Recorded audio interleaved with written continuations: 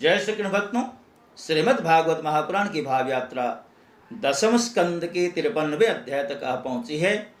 और इस अध्याय में विशेष बात यह है कि इसमें भगवान के द्वारा रुक्मिणी जी का हरण किया गया है।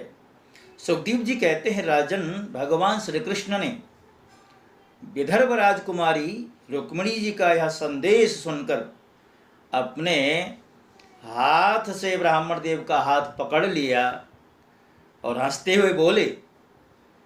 भगवान कहते हैं, ब्राह्मण देवता, जैसे विदर्भ राजकुमारी मुझे चाहती है वैसे मैं भी उन्हें चाहता हूँ। मेरा चित्त उन्हीं में लगा हुआ है। कहाँ तक कहूँ, मुझे रात के समय निद्रा तक नहीं आती। मैं जानता हूँ कि रुक्मिणी द्वेषवश मेरा विवाह रोक दिया है,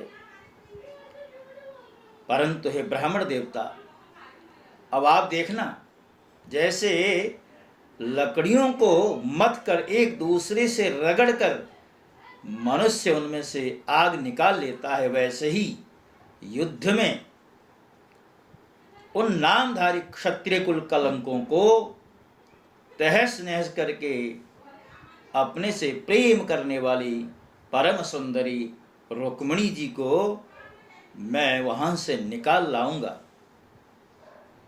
सुखदेव जी कहते हैं, राजन, मधुसूदन श्री कृष्ण ने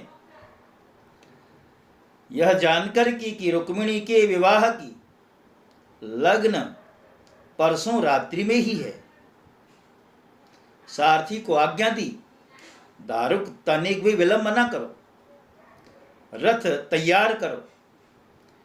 दारुक भगवान के रथ में दिव्य सुग्रीव मेघ पुष्प बलाहक नाम के 4 घोड़े जोत करके उसे ले आया और हाथ जोड़कर भगवान के समक्ष खड़ा हुआ।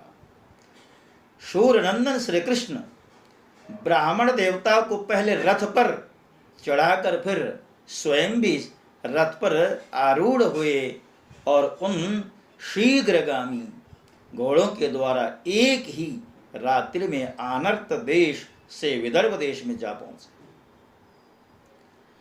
कुंडिन नरेश महाराज भीष्मक अपने बड़े पुत्र रुक्मी के स्नेहवश अपनी कन्या शिशुपाल के साथ शिशुपाल को देने के लिए विवाह के उत्सव की तैयारी कर रहे थे।